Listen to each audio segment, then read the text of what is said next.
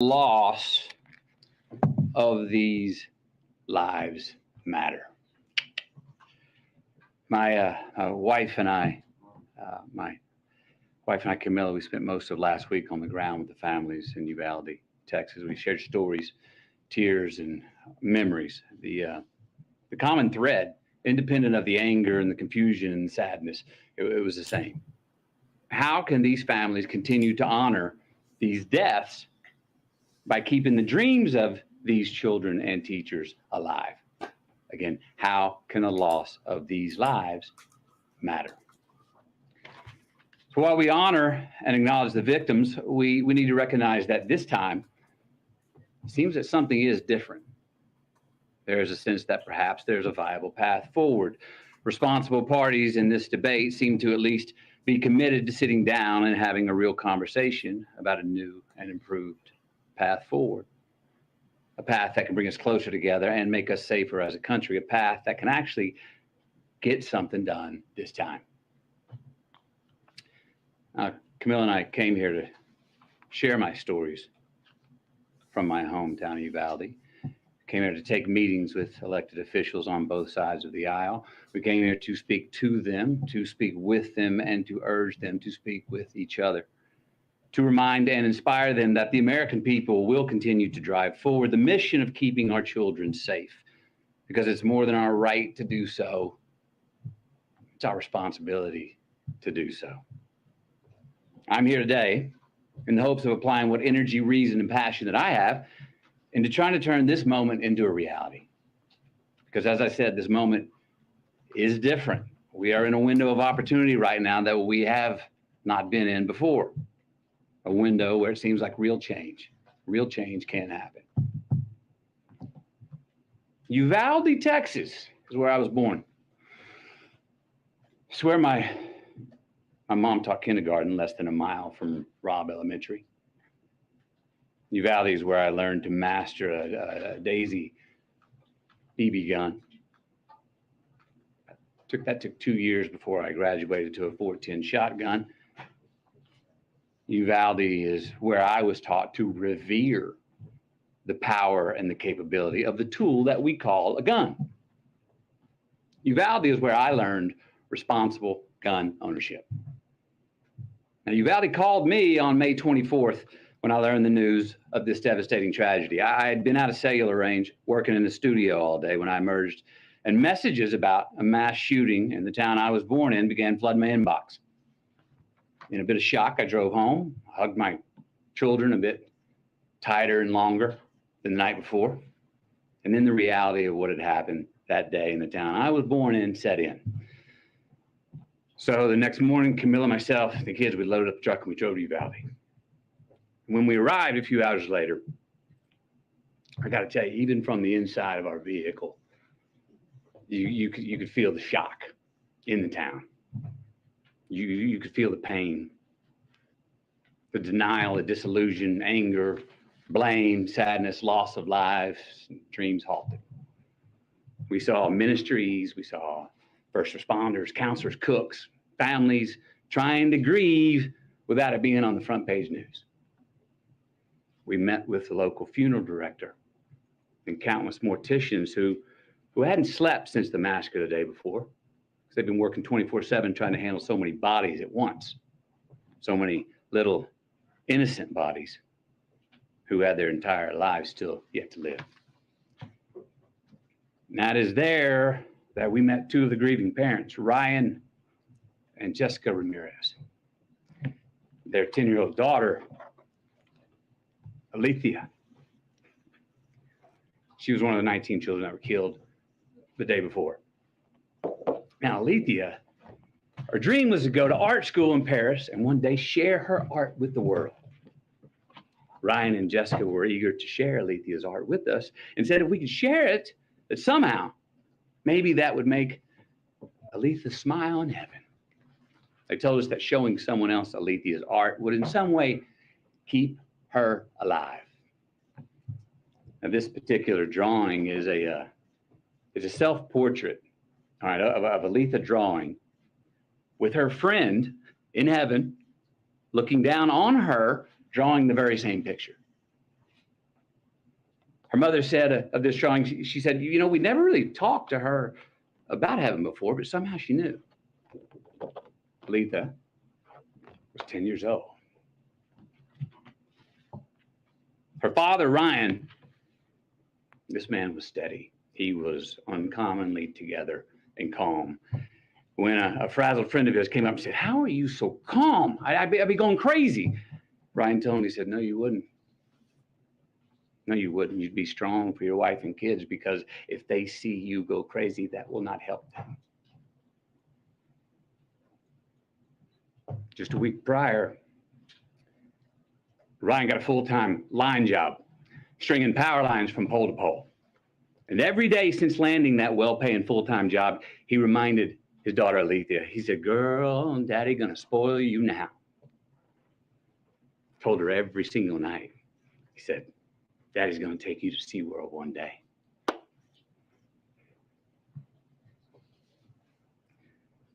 But he didn't get to spoil his daughter. Alethea, she did not get to go to SeaWorld. We also met Anna and Danilo, the mom and the stepdad of 9-year-old Maite Rodriguez. Now, Maite wanted to be a marine biologist. She was already in contact with Corpus Christi University of A&M for her future college enrollment. 9 years old. Maite cared for the environment so strongly that when the city asked her mother if they could release some balloons into the sky in her memory, her mom said, oh, no, Maite wouldn't want to litter. Maite wore green high-top Converse with a heart she had hand-drawn on the right toe because they represented her love of nature. Camilla's got these shoes. Can you show these shoes, please? Wore these every day. Green Converse with a heart on the right toe.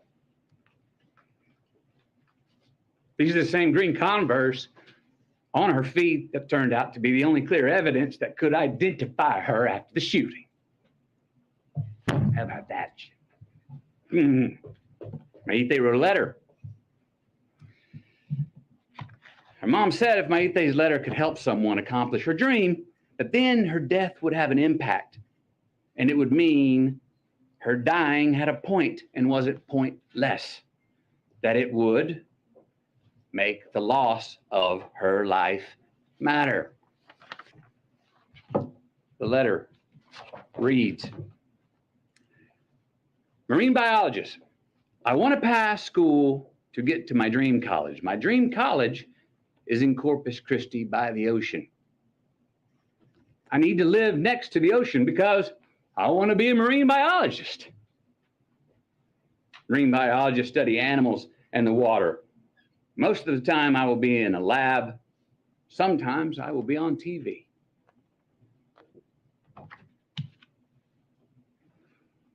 Then there was Ellie Garcia, a 10-year-old, and her parents, Stephen and Jennifer. Ellie loved to dance and she loved church. She even knew how to drive tractors and was already working with her dad and her uncle mowing yards. Ellie was always giving of her gifts, her time, even half-eaten food on her plate, they said. So around the house, we called her the Great Regifter. Smiling through tears, her family told us how Ellie loved to embrace, said she was the biggest hugger in the family. Now, Ellie was born Catholic, but had been going to Baptist church with her uncle for the last couple of years. Her mom and dad were proud of her because they said she was learning to love God no matter where.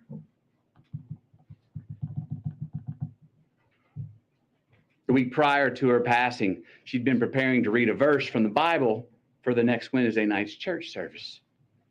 The verse was from Deuteronomy 6:5. And thou shalt love the Lord thy God with all thy heart, with all thy soul, and with all thy might. That's who Ellie was becoming. But she never got to read it in service on that Wednesday night.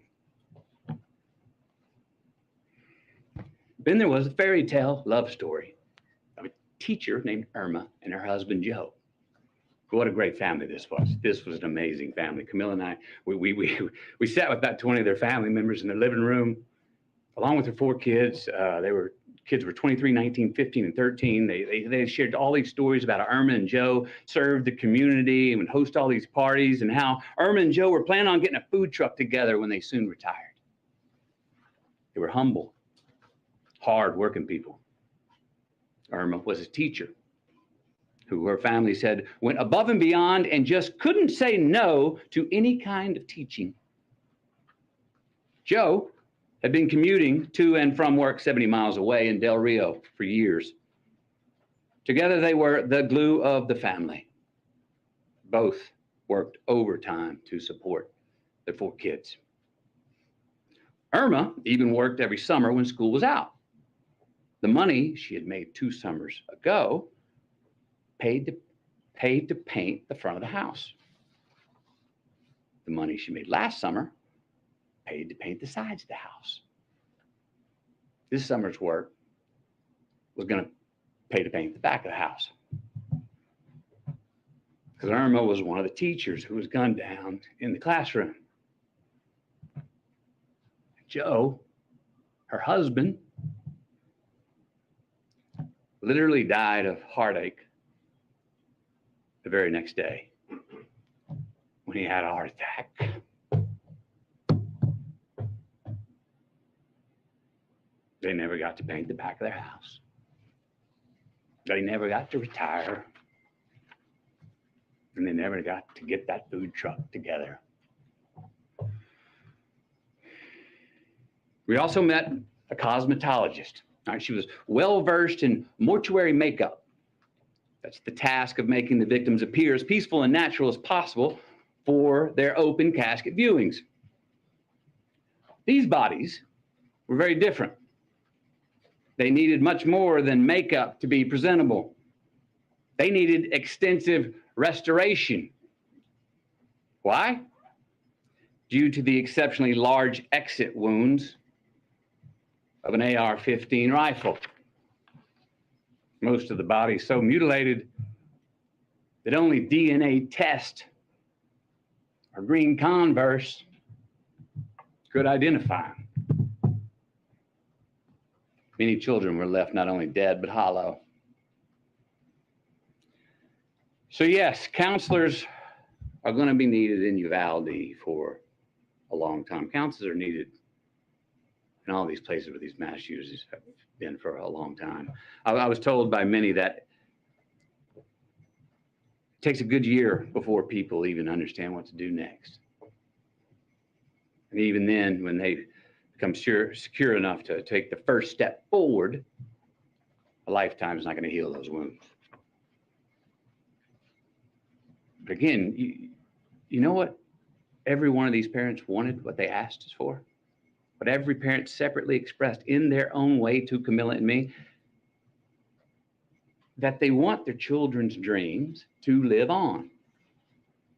That they want their children's dreams to continue to accomplish something after they are gone.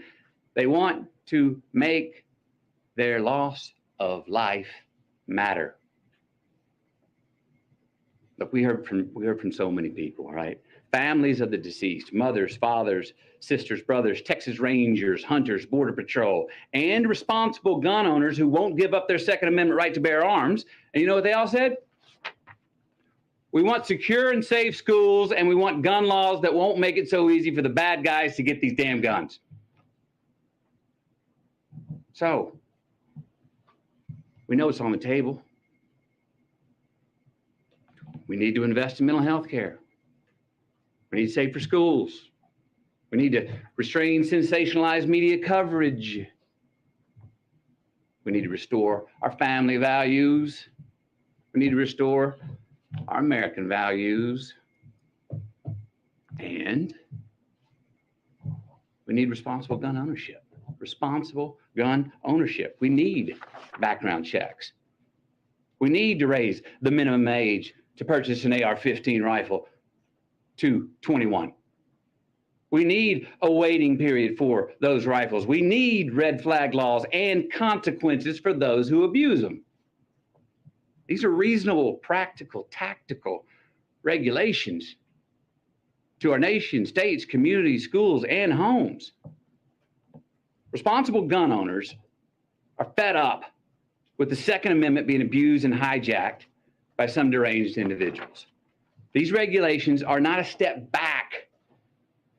They're a step forward for a civil society and the Second Amendment. Look, is this cure-all? Hell no. But people are hurting. Families are, parents are. And look, as divided as our country is, this gun responsibility issue is one that we agree on more than we don't. It really is.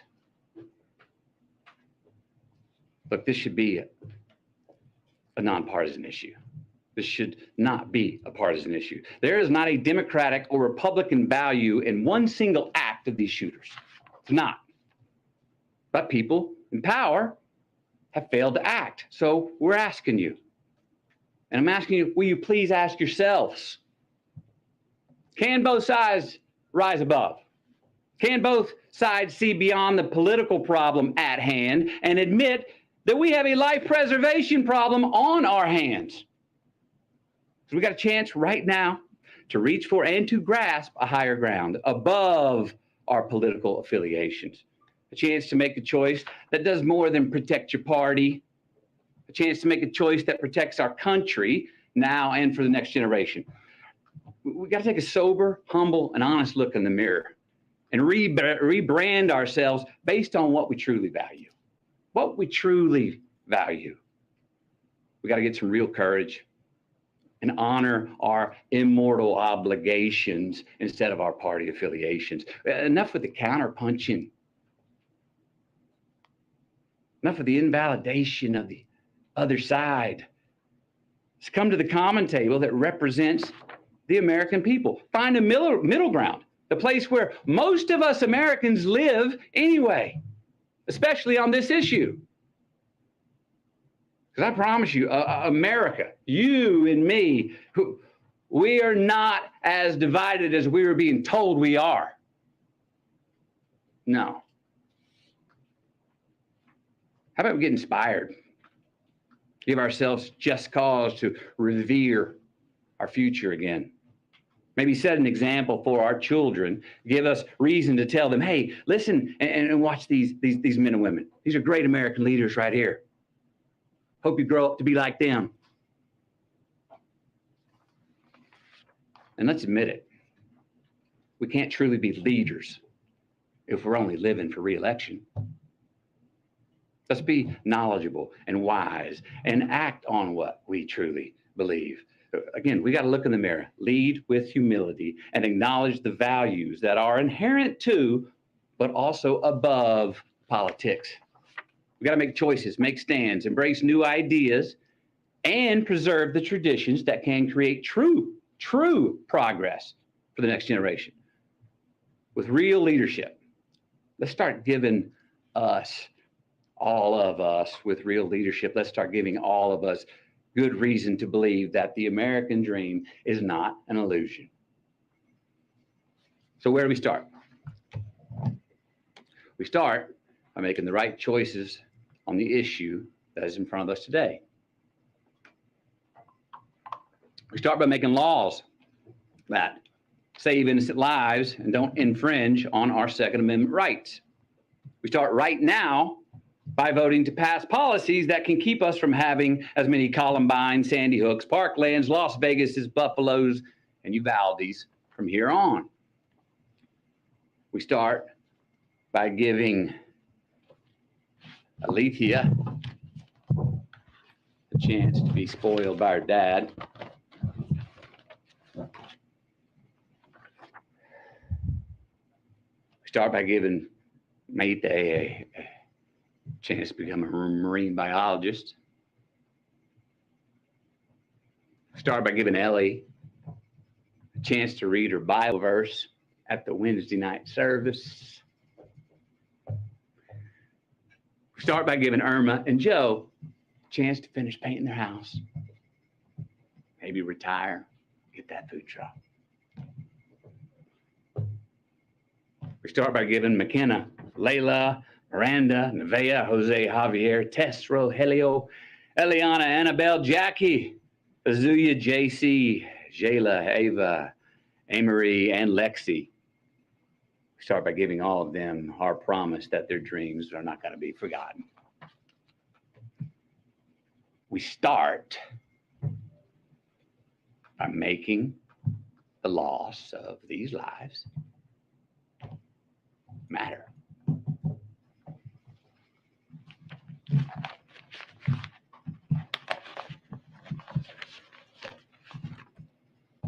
Thank you. Thank you. When you spoke to the president, can you say anything about this? Are the changes that are being discussed enough for you, Mr. McConaughey? What was your message to the president, Mr. McConaughey?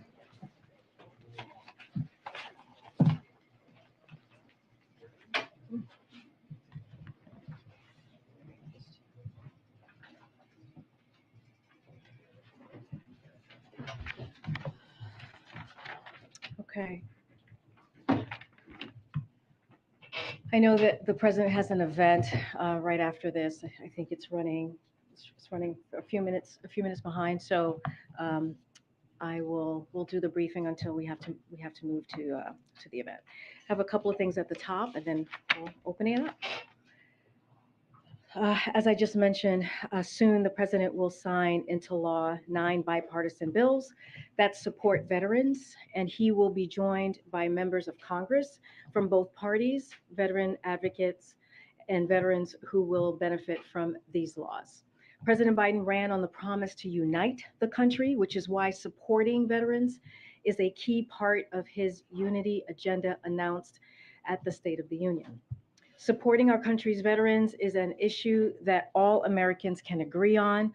Among the impact of the bills being signed into law today are 2 that will improve access to breast imaging services for veterans, including those who experience toxic exposures during military service. Other bills to be signed include 3 to honor the legacy of service to our nation, including 1 to award a single Congressional Gold Medal to the U.S. Army Rangers World War II. The Rangers played a crucial role in the D-Day invasion of Normandy, which began exactly 78 years ago yesterday. Also today, the Senate voted to advance the PACT Act. The president was clear in his State of the Union that addressing toxic exposures is a priority, and Congress should move with the urgency for our veterans.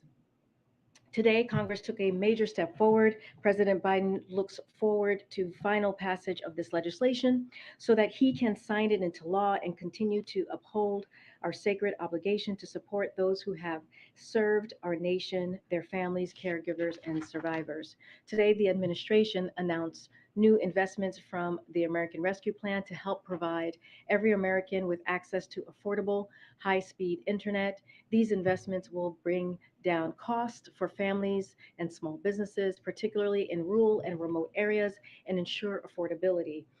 This morning, Treasury announced the first state awards from the $10 billion Capital Projects Fund, which will make resources immediately available in Louisiana, New Hampshire, Virginia, and West Virginia to connect over 200,000 homes that currently lack access. On a sad note, our dear friend and colleague, Michael Gwynn, will be leaving us for Treasury, where he will serve as Deputy Assistant Secretary for Public Affairs. Gwynn has served as the White House Director of Rapid Response for the past 60 months, responding to the most challenging and difficult issues imaginable. Yet, amidst these often emotionally wrenching stories, Gwen's poise and moral clarity are unfailing, and his willingness and ability to step up has made him an indispensable member of the team. And joining Gwen at the Treasury Department will be our very own Michael Kikukawa, where he will serve as a spokesperson. Michael, better known here to all of you, to all of us, as Kiku has served not just as a press assistant, but as the strong engine and reliable engine at the press shop. His relentless work ethic and dedication to the mission of this team have been second to none. Kiku and Gwen, we will miss you both. Thank you so much. Very heart wrenching, but I'm very excited for both of you. Wishing you the best. And we do have some hellos. I know we keep announcing people leaving, but we actually have people coming and backfilling some great, great folks who are joining our team. Two new members who are here to our team. I'd like to first introduce Abdullah Hassan right here. Some of you know him already, who will be joining us as an assistant press secretary, having previously served as the Deputy Associate Director for Communications for the White House Office of Management and Budget. Amongst many topics, Abdullah will be covering civil rights, immigration, and climate. We also would like to extend a warm welcome to Alexandra Lamana. Hello. Who is joining us on detail from Treasury, where she has served as senior spokesperson. Part of Alexandra's portfolio will be working on housing, infrastructure implementation, and other economic issues. Abdullah and Alexandra haven't even gotten their full-time badges yet, but we are already getting them hard at work, and we appreciate all of their work thus far. We have felt the impact of it. Okay, please join me on welcoming the team. And with that, I think that's all I have. All right, go ahead. Thanks, Karina. I know we're getting started here kind of late, Yeah. and it's the last break of the week. I'm hoping you might be able to take this up after the president's event. Yeah, I hear you. I have other obligations as well after this, so we'll see what we can do, but I can't make any promises. But why don't we get going? Great. So on the subject of guns, the president had his meeting with Chris Murphy, but he didn't speak to the public today. Does the president have a clear sense of where things are, what is possible on Capitol Hill, and also why is he turning to a Hollywood actor to make the message, take the message to the American people? Does he feel that his voice doesn't matter? His voice does matter. You heard him speak on Thursday very clearly, very loudly, very passionately during prime time. At a critical time during the day where he made sure that he can communicate with the American people. And so he's the president of the United States. His voice carries, and it does matter. What he says carries weight that is pretty tremendous. Matthew was here because, as you heard, he has a very personal connection to Uvalde. He met with the family. He is from there. He was born there. He lives in Texas. And we thought hearing from him directly, him using his platform, is incredibly important. We all know what it's like or how important it is for folks, especially on whether you are an actor, whether you are in the business sector, wherever you are, to use your platform, how critical and important it is. And I think his words here today were incredibly powerful and emotional. And I thank him and Camila for coming here today. They met with the president, as I just mentioned. And so I just wanted to just address that. Zeke, the president received an update, as you all know, as we've mentioned, from Senator Murphy on the state of negotiations on Capitol Hill. He told Senator Murphy he strongly support his efforts to find a compromise and encouraged him to get the strongest possible results. In the end, the president said that the message he took from the families at Uvalde when he was there was to do something, was to please do something. That's what the grieving family told him. Some of you heard that yourselves from the community when he was in Uvalde. And so that is what Senator Murphy and his colleagues are going to do. They're going to do just that. It's not a different subject. The president's meeting with President Bolsonaro of Brazil. The AP is reporting that the Brazilian government, President Bolsonaro, wanted concessions from the president for that meeting and for his attendance at the Summit of the Americas, that he wouldn't bring up. Bolsonaro's casting doubts about Brazil's election system, as well as environmental concerns in the Amazon. Can you confirm that report? I cannot confirm that report. The president is looking forward to leaving tomorrow to head to the summit that we are hosting. I can say this: that the United States continues to recognize Juan Guaido as the interim president of Venezuela. That said, while the interim government was not invited to participate in the main summit, they are welcome to participate in all three stakeholder forums and other events. get to. Is it now getting more directly involved in the negotiations on the Hill now that he's met with Senator Murphy? Well, I want to be very clear here. Senator Murphy has said this many times during interviews on various networks here, that he believes it's time for the Senate to act. And that is what they're doing. The president is encouraged about what he is seeing with this team of negotiators on the Senate side, and he is, like I said, encouraged and wants to continue to see them move forward and take action. In the meeting with Matthew McConaughey, did McConaughey go through the same elements with the president that he did here at the podium? Well, they have a private conversation. I'm not going to read out their private conversation. As you can imagine, the president went to Uvalde himself. He also met with many of the family members. He also heard many of the stories that Matthew came here to share with all of you. So they certainly connected on that aspect. Thanks, Corinne. Is the president willing to accept whatever agreement lawmakers come to, should they come to an agreement when it comes to guns? So as you know, the president has been very involved in gun reform as senator, as vice president, and clearly now as president, having signed the most executive actions on gun reform than any president at this time of their presidency. And when he was senator, he was talking about this today. It took him years. It took him years to get the 1994 assault ban legislation. Now that was law for 10 years and expired in 2004. And so we haven't seen this type of negotiations or this type of coming together from both sides in a very long time. It's been decades. So he is encouraged.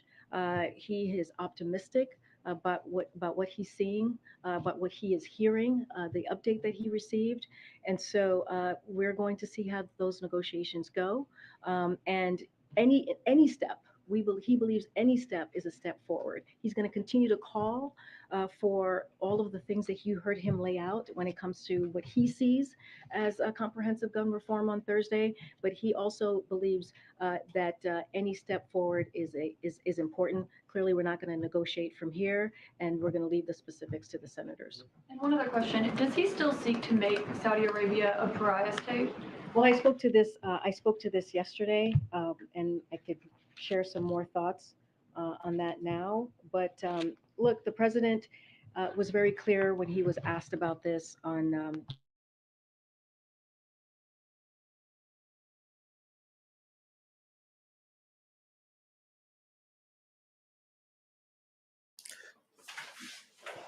Okay, so I wanted to break in. It seems she's only touching briefly on the issues.